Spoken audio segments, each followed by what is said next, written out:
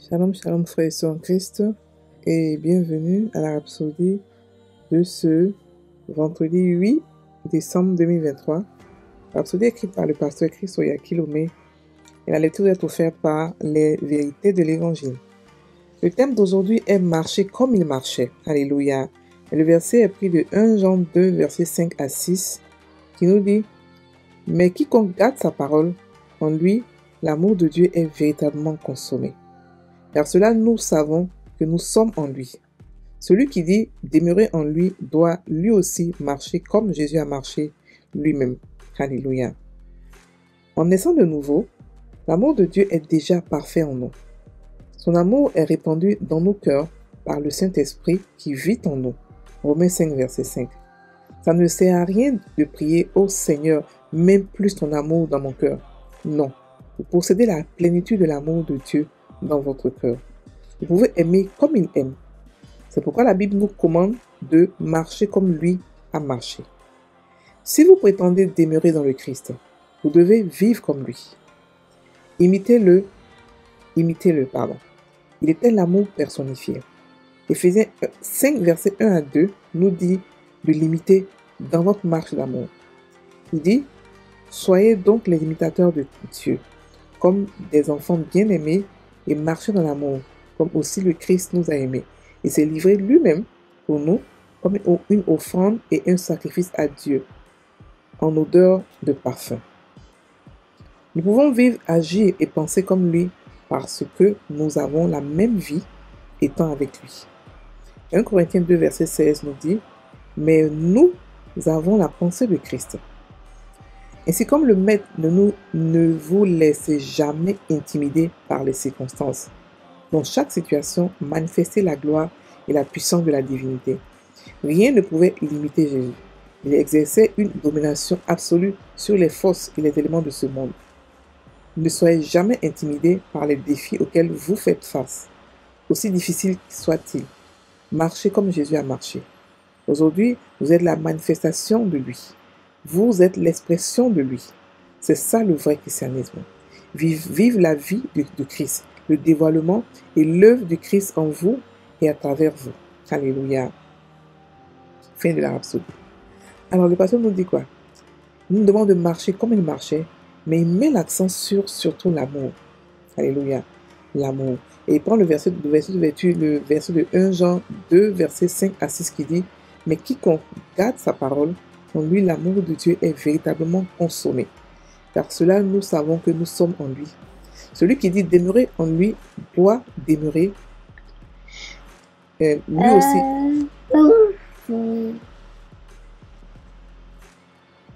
Excusez-moi. Celui qui dit demeurer en lui doit lui aussi marcher comme Jésus a marché lui-même. Alléluia. Le pasteur nous dit ici que Dieu est amour. Ce n'est pas l'amour comme nous croyons avoir. C'est un amour qui est divin. L'amour de Dieu, il est intense, il est fort, il est profond, il est long, il est large. Et il prend en compte tout le monde. Il ne dit pas que je t'aime parce que... Non, l'amour de Dieu n'a pas de raison. Le pasteur nous dit ici que quand on est né de nouveau, on a tous reçu l'amour de Dieu. Parce que l'amour de Dieu a été répandu dans nos cœurs par le Saint-Esprit qui nous a été donné. Ça veut dire que chacun de nous a reçu l'amour parfait de Dieu. Donc on peut le manifester et on doit le manifester.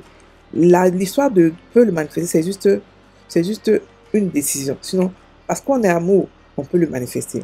Dieu est amour. Et comme on est ses enfants, on est aussi amour comme lui. Donc le pasteur nous dit de ne pas faire de prière de gens, Seigneur, fais-moi grandir ton amour, augmente ton amour. Non, ce n'est pas chrétien, ce n'est pas biblique. Nulle part, la Bible nous parle de l'amour que Dieu peut faire grandir. L'amour est un fruit. Ça veut dire que quand on parle de fruit, ça veut dire que nous-mêmes, on peut le planter pour le faire grandir. Ok? C'est une semence. Elle doit grandir. Non, c'est une décision que chacun de nous doit prendre pour faire grandir l'amour. Ok? Donc, nous possédons la plénitude de l'amour de Dieu. Ça veut dire quoi? Ça veut dire que la manière dont Dieu aime intensément, profondément, largement, longuement, on peut aussi aimer ça. On n'a pas reçu un amour moindre ou un amour humain. On a reçu un amour divin, complètement divin, comme lui. Parce qu'on nous a créé exactement comme lui. Ok? Et comme on nous a créé exactement comme lui, on a la capacité aussi d'aimer exactement comme lui. Ok? Donc, on possède déjà la plénitude de l'amour. Frères et sœurs en Christ, l'amour est une arme. L'amour te permet d'avoir toute la plénitude de Dieu. C'est-à-dire que l'homme peut contenir Dieu dans toute sa plénitude. Par comment? Par l'amour. Quand tu manifestes l'amour de Dieu, c'est-à-dire que tu manifestes tout ce que Dieu est. Et c'est ce que Jésus a fait. Jésus était l'amour personnifié. Et la Bible nous demande de marcher comme lui.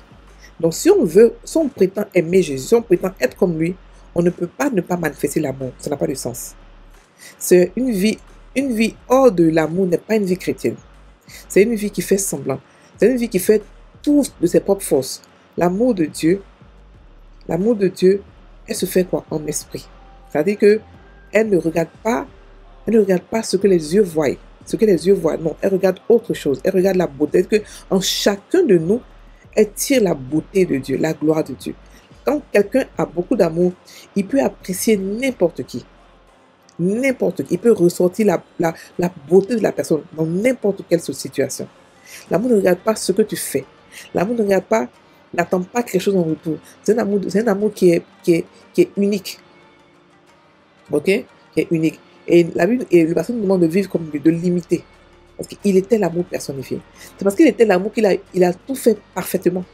Ok? Son amour était parfait. Avant lui, Dieu a envoyé beaucoup de personnes. Si vous vous rappelez, il a envoyé les prophètes. Ils n'ont pas été parfaits. Pourquoi? Parce qu'ils n'avaient pas l'amour de Dieu parfait en eux.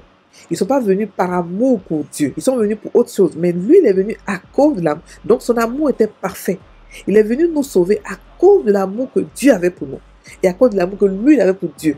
Vous comprenez? Donc parce que ses motivations étaient rien que l'amour. Son amour était parfait.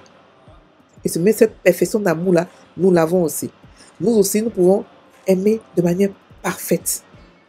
Et comme nous sommes ses imitateurs, en tant qu'enfants de Dieu, nous aussi, nous aimons de manière parfaite. Nous aimons. La Bible nous dit que soyez donc les imitateurs de Dieu comme des enfants bien-aimés et marchez dans l'amour comme aussi le Christ nous a aimés et s'est livré lui-même pour nous comme une offrande et un sacrifice à Dieu en odeur de parfum. L'amour se démontre. Dieu n'a pas seulement dit que je vous aime, il a démontré son amour. Il a envoyé son fils mourir pour venir nous envoyer là où il est. C'est une démonstration d'amour. Et il nous a aimés, même quand on était ses ennemis. La Bible nous dit qu'on était ses ennemis. On s'est érigé dans ses ennemis. Mais il nous a aimés. Son amour a dépassé la haine que nous avions pour lui. Oui. L'amour qu'il avait pour nous a dépassé la haine que nous on avait pour lui. Et on l'a détesté sans raison. Ok? Donc nous avons la capacité de vivre, agir, penser comme Dieu. Tout simplement. Pourquoi? Parce que nous avons la pensée de Christ qui est sa parole. La parole de Dieu est en nous, qui nous fait penser, qui nous donne la capacité de pouvoir penser, d'avoir la mentalité du royaume, de penser, de marcher, d'agir et de parler comme notre Père. Et Père, il est rempli d'amour. Écoutez, l'amour de Dieu n'a pas été révélé avant. Ça a été seulement révélé en Christ. Avant, Dieu était tagué comme un Dieu méchant, un Dieu tueux, un Dieu ceci. Il n'a rien dit. Mais il savait que son fils, qu'il connaissait comme lui se connaît, allait pouvoir réellement donner tout ce qu'il est, dit exactement toute la vérité, rétablir la vérité. C'est ce qu'il a fait. Il est venu rétablir, il est venu dire non, Dieu ne tue pas. En lui, il n'a pas de mort, il n'a pas de maladie, il n'a rien. Mais il n'est que amour. Sa nature, c'est amour. Et parce qu'il est amour, je suis aussi amour. Et vous aussi, vous serez aussi amour. Si vous acceptez d'être mes disciples ou acceptez mon salut. Ok?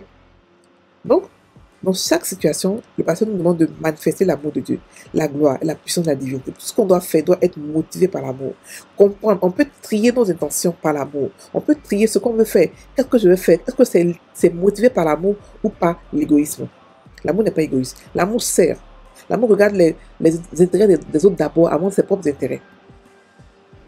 Et l'amour, à cause de l'amour, la Bible il nous dit que rien ne pouvait limiter Jésus. Parce que l'amour était sa plus forte force. Ce n'était pas l'onction. Ce n'était pas la parole. Non. La force, l'âme que Jésus avait, qui a fait que il était infaillible, il était parfait, était l'amour qu'il avait pour son Père. Était aussi la conviction que son Père l'aime. Donc sa foi était basée sur l'amour de son Père. Sa résurrection était basée sur l'amour de son Père. Tout ce qu'il faisait était basé sur le fait que Dieu l'aimait. Il en était conscient. Si vous vous rappelez, quand il est sorti de l'eau, il était baptisé. Dieu a dit quoi? Celui-ci est mon fils bien-aimé, en qui j'ai mis toute mon affection. Donc Dieu, lui, a confirmé plusieurs fois qu'il l'aime. nous aussi, ce verset, on peut le prendre et le confirmer et avoir pour nous la révélation personnelle de l'amour de Dieu. Personnelle, rien que pour nous. Ok? Il faudrait qu'on soit convaincu que Dieu nous aime. C'est comme ça qu'on peut aimer. On ne peut pas donner ce qu'on n'a pas reçu. Quand on est convaincu de l'amour de Dieu, quand on l'a pris, on l'a médité assez, on est convaincu de cela, notre foi grandit. Parce qu'on sait qu'il ne peut rien nous refuser. Parce que l'amour qu'il a pour nous est tellement fort. Il a déjà tout donné. Il a démontré cela. Il n'y a rien qui peut encore nous refuser. C'est-à-dire que ce qui était trop dur à donner, il a donné. Là, maintenant, ce qui reste, c'est tout ce qui est facile. Ok? Donc, il ne faudrait pas qu'on soit intimidé par les défis de la vie. Parce que là, on est assis sur un roc, sur une fondation qui est l'amour de Dieu. L'amour de Dieu n'échoue jamais. De la même manière que Dieu a dit que tu m'exauces toujours. Nous aussi, on peut dire ça, basé sur la conviction que Dieu nous aime de manière profonde. Ok? Et c'est en cela qu'on peut effectivement marcher comme Jésus. Marcher, c'est-à-dire que étroitement, exactement comme lui, dans l'amour de Dieu, dans l'amour parfait. L'amour parfait. Frères et sœurs en Christ, l'amour est un sujet très grand et très puissant pour le chrétien. L'amour est notre nature. Quand nous décidons de marcher hors de l'amour, on marche hors de la volonté de Dieu. On marche hors, c'est-à-dire qu'on ne sait plus trier, on marche dans les ténèbres. Choisissez de marcher dans l'amour. Ok? On fait la prière. Cher Père, je te remercie pour la profonde vérité de ta parole qui renforce mon esprit et transforme ma vie de gloire en gloire.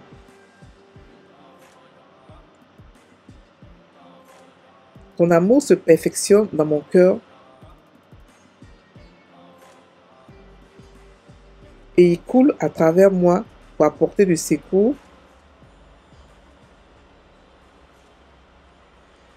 à un monde en souffrance. Aujourd'hui, je suis l'expression et la manifestation du Christ,